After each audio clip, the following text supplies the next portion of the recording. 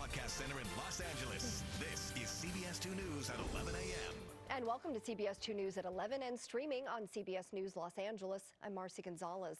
And we begin with breaking news in West Hollywood, where, according to police, two people stole jewelry from someone, then hit that person with their vehicle.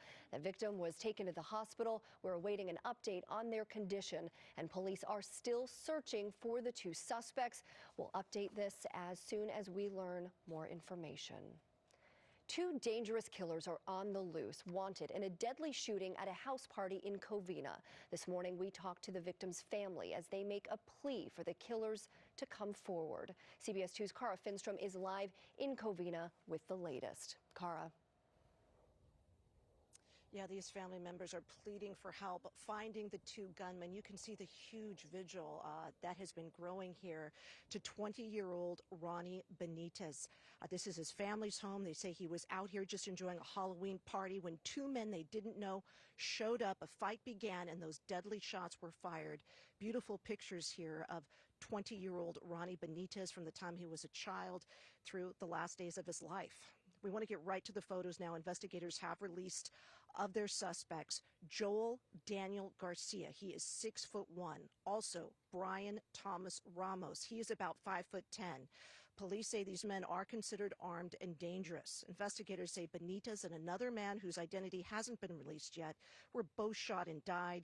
Two other men at the party were also shot and wounded. Family members here say the other man who later died at the hospital is a family friend who was in his 30s.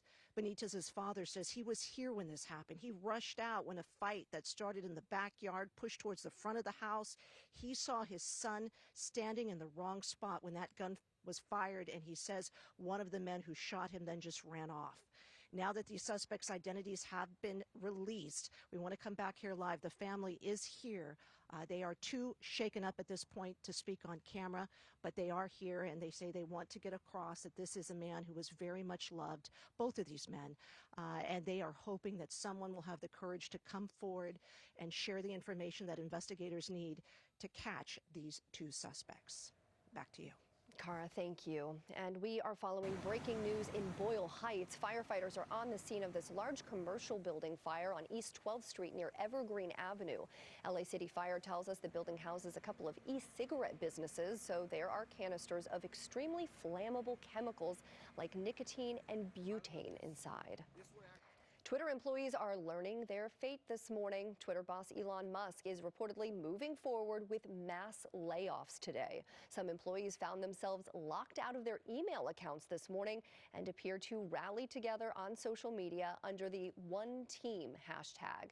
Up to half of the current workforce there could be out of a job by the end of today. Amid the turmoil, Musk was spotted this morning in the parking garage at New York City's Lincoln Center ahead of his appearance at the Barron Investment Conference. The layoffs could cost the new Twitter boss a lot of money. A class action lawsuit cites the WARN Act, which says big companies like Twitter can't fire this many people without 60 days warning. And if they do, it's $500 a day per violation. LAUSD officials are taking steps to make sure no child is left behind. Today is Student Outreach Day. Administrators will be visiting students at home who are facing challenges that affect their regular attendance. It's all part of the district's I Attend campaign outlined by Superintendent Alberto Carvalho. You knock on that door, you shall be the engineer of opportunity for that child. You shall be the architect of